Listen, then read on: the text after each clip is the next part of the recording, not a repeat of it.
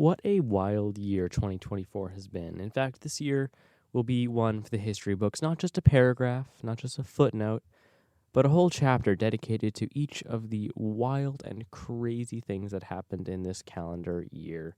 And as I sit in my homestead, looking out across the rolling hills with my shotgun across my lap, literally, shotgun.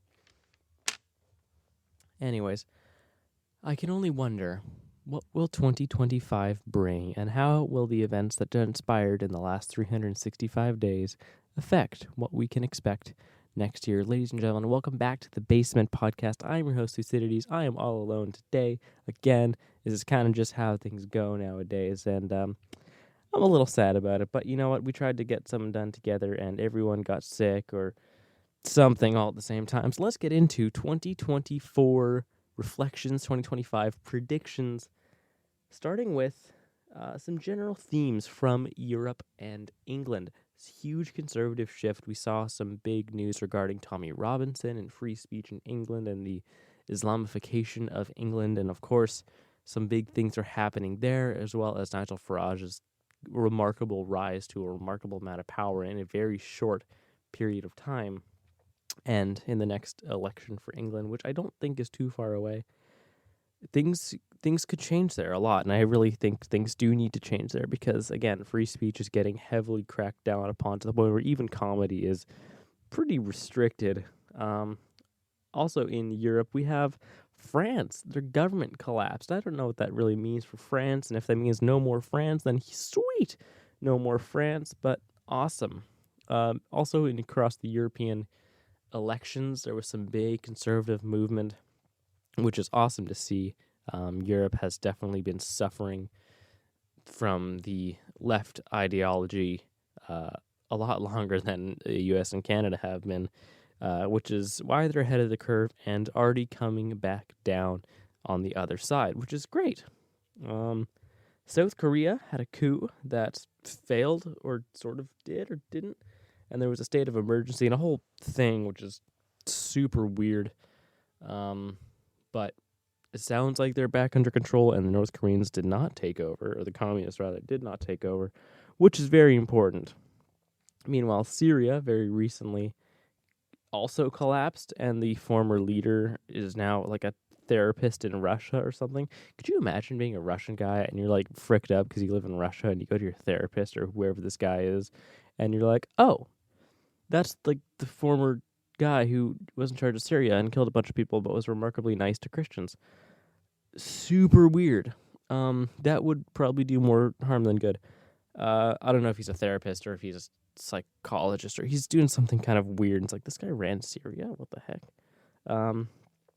Meanwhile, yeah, Scotland banned comedy. Argentina. Who would have expected that Argentina, who kind of was like a no-name but really big country, also like the southernmost country besides Antarctica. Antarctica's not a country. The southernmost country in the world.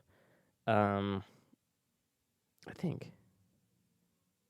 No, they're the closest to Antarctica. I think Australia is more southern. Anyways, kind of weird that they are going ham with freedom and stuff. Like, Javier Milei is totally taking over. He's totally doing really good stuff for that country, including making it much, much easier for the Argentinians to get guns, which is very important. That guy said he takes a lot of cues from America, or at least what America used to be. And so if he is taking cues from that and making them Argentina, awesome. That is super, super great. Last up on the... I'm just kidding. We have so much more to think about and talk about from 2024. Canada is getting even crazier with more bills cracking down on free speech and something to do with the Human Rights Tribunal, which will basically kangaroo court you into prison for the rest of your life if you misgender someone. Super duper crazy. However, maybe not for long. We're going to get into what 2025 is going to look like for Canada. We've also seen Pierre Poilievre, the leader of the Conservatives and the official opposition leader, just ripping Justin Trudeau to shreds. His entire party has just been turning on him. And even in the last couple of days leading up to New Year's, people from the Liberal Party in very, very liberal provinces like Quebec and Ontario have been turning on him, saying, hey, it's time to step down. We need a new leader. Meanwhile, he's skiing at a resort in British Columbia, and people are absolutely losing it because he's this entitled little brat up there. I was not one of them, but I kind of feel their pain. Wow, yeah, the last thing that I really want to mention from 2024 is Brett Cooper dipping from the Daily Wire. There's a lot of stuff in like social culture and life that I guess is within the scope of this podcast, but I don't really care so much to talk about it. But Brett Cooper dipped from the Daily Wire. She did a speech at America Fest, and in that, I watched the first few minutes, and I couldn't tell if she was super bitter or not. She had mentioned that she was like, oh, I hosted the show for 3 years up until a couple weeks ago, and it's like, I can't tell if she's like absolutely fuming mad or like, I don't host anymore. It's kind of sad. So, I mean, a lot of people are like, Brett was fired. Man. It's like, we're going to see in 2025 what she does. Because if it really is that big of a deal, I'm going to go on a limb and say she'll do something with her YouTube channel. And I want Brett Cooper to do well. I do. However, I think she's in for a lesson on the Daily Wire has a lot of money and paid a lot of money to make her as big of a YouTube channel as the comment section was. And now, because of the loyal fans that she cultivated and the maybe lack of grace that was used in the transition from Brett to Reagan, they've lost hundreds of thousands of subscribers, and they will probably continue to lose maybe another 100,000 or two. Brett Cooper did discover, there's about 500,000 subscribers to her on YouTube. She's posted zero content, no community posts, no videos, not even like a channel trailer, anything. Which I think just goes to show that the few 100,000 people who are unsubscribing from the comment section are subscribing to her on her new YouTube channel, which has nothing, which really goes to show you these people are here for Brett, not necessarily what she does, but Brett herself, which is or is not the audience you want to cultivate, right?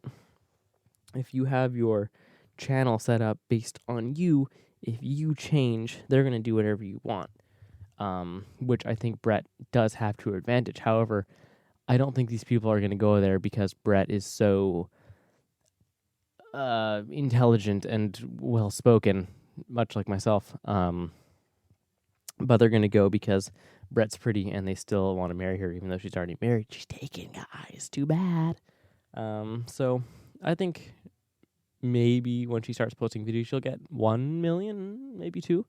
I think the comment section Daily Wire channel is probably going to drop to under 4 million.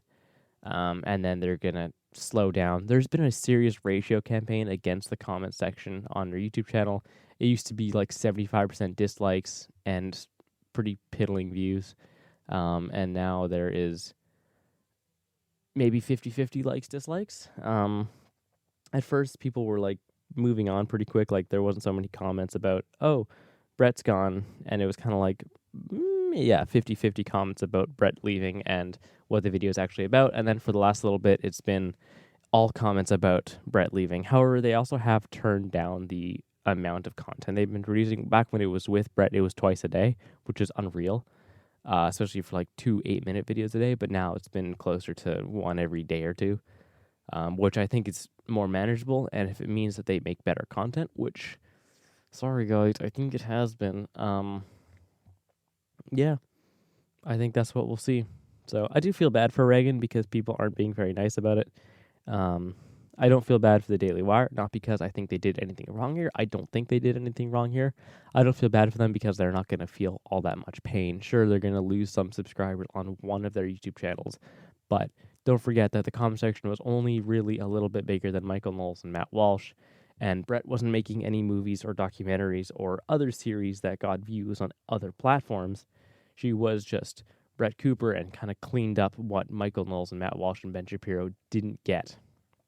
So she was always, sorry, Brett, kind of an accessory channel, and I don't think the Daily Wire is going to feel too bad about losing her, which is why they're replacing her with Reagan and not like, oh, Brett, please, no, please stay. We need you to make all of our money, because they know they're going to make a pretty pretty good chunk of change with Reagan anyways. Maybe less because they're obviously not getting so many views right now, but sponsors are still there for now. They still have the big ones like ExpressVPN, and I don't know if they've gotten Good Ranchers back, but they're not hurting. And again, like I saw Tim Pool mention this, he's saying like the Daily Wire could run probably all of their operations on the money that Ben Shapiro alone brings in. Plus, they have Matt Walsh making the best-selling documentary of the decade, and they also have Michael Knowles, who's not only doing daily episodes, also a pretty robust member segment, which is going to drive people to the Daily Wire platform.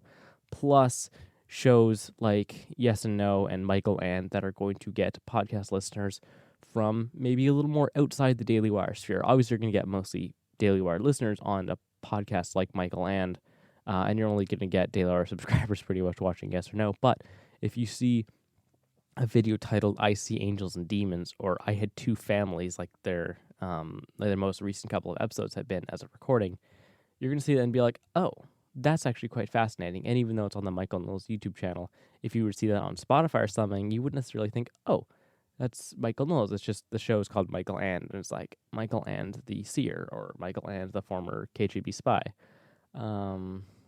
So, yeah, is the Daily Wire going to go down? Like, I've seen so many people saying in comment sections on Reagan's new videos, oh, the Daily Wire, they're done for. They're so cooked, chat. Like, they're just going to fall apart.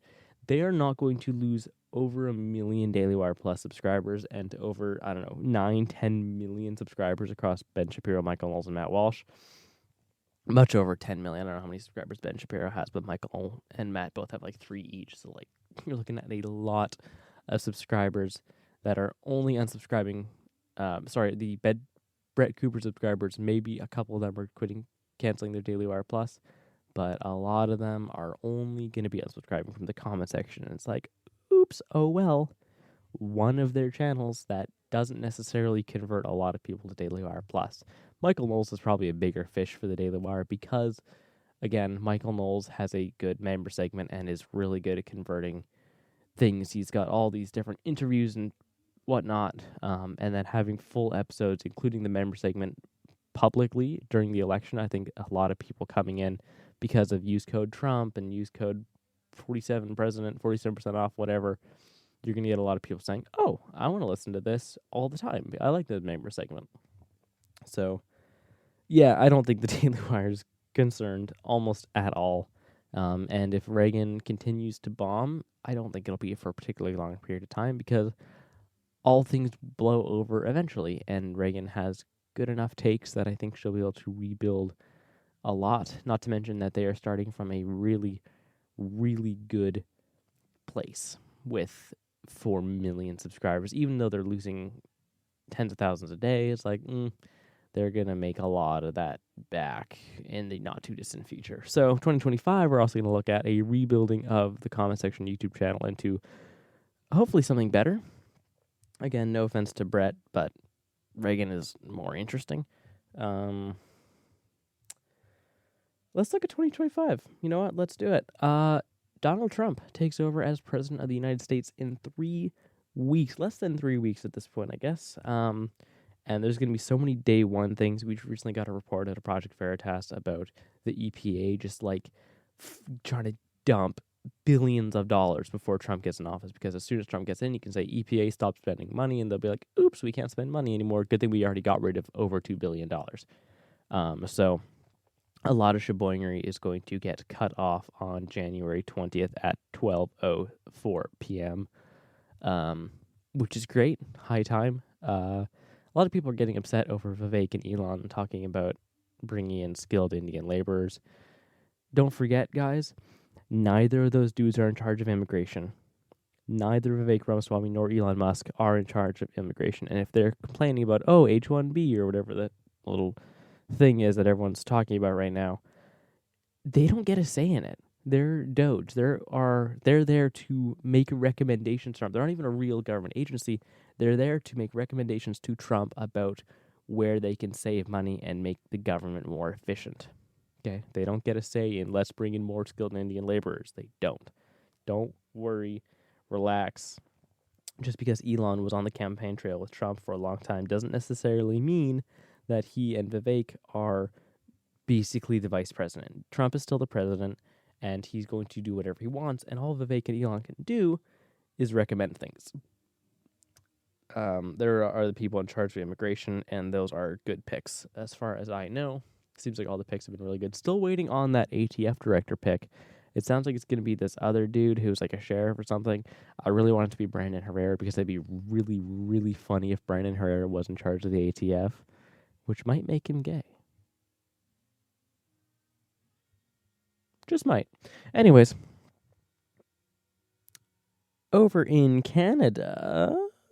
So Canada will be having an election in the very, very near future. Now, they are supposed to have an election before the end of October. However, that is likely not going to happen because Jagmeet Singh, who's the leader of the NDP party, think liberals but crazier, he's getting his multi-million-dollar pension in February. And if he gets his pension before the election takes place, anytime before, he gets to keep it because he's then been in Parliament long enough. If the election happens before he gets his pension, then he just might, because he'll probably lose his riding, lose that multi-million-dollar pension, and he's like 40, so he's going to want that extra money so he never has to work another day in his life. Hopefully he never works another day in his life, but it sounds like unless the Conservatives can do some pretty crazy government stuff, there will likely not be an election until he gets his pension.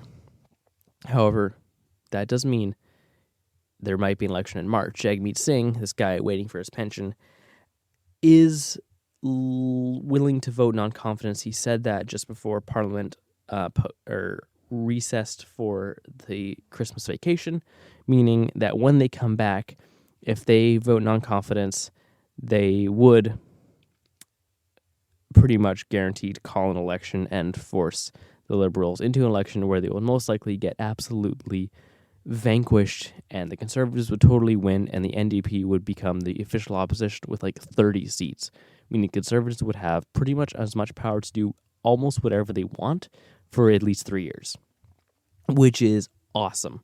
That is very likely. The Liberals will probably fall from the biggest party in the country now to the third biggest party, and even then, that's not saying very much. A lot of good-looking polling coming out for Conservatives from Canada.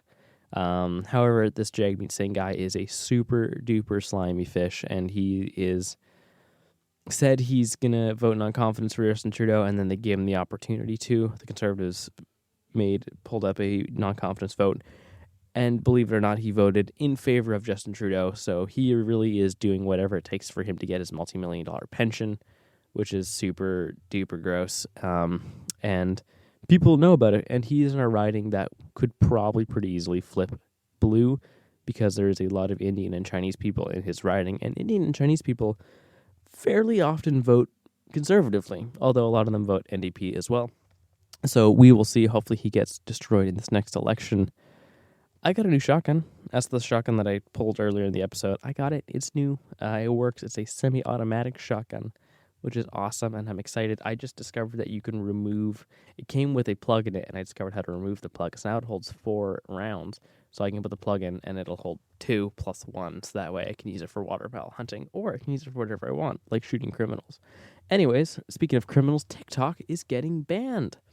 Yippee! There is... actually, Reagan from the comment section talked about this. I guess the death date is January 19th, suspiciously one day before Trump takes office.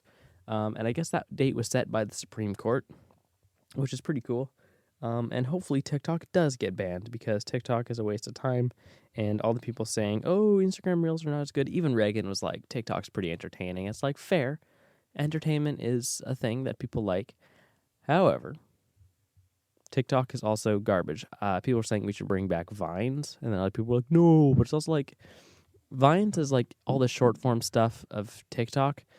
Plus, you can't indoctrinate people in 7 seconds. Just saying. And that's all I can think of for 2025. Trump going crazy, Canada getting a new leader, hopefully within the first couple of months. And pretty cool. So anyways, let me know what you think of 2024, what you expect in 2025. Comment below that the other Basement hosts are cringe and they're just leaving me high and dry to do whatever I want in this show. Also,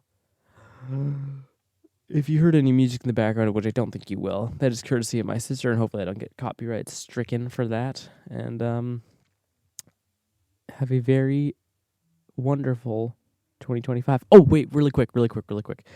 What is your comment below? What is your favorite New Year's Eve tradition? I'm going to go first. My favorite New Year's Eve tradition is the 2 a.m. shower.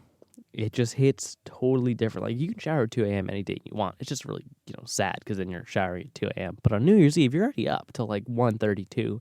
Anyways, getting absolutely hammered.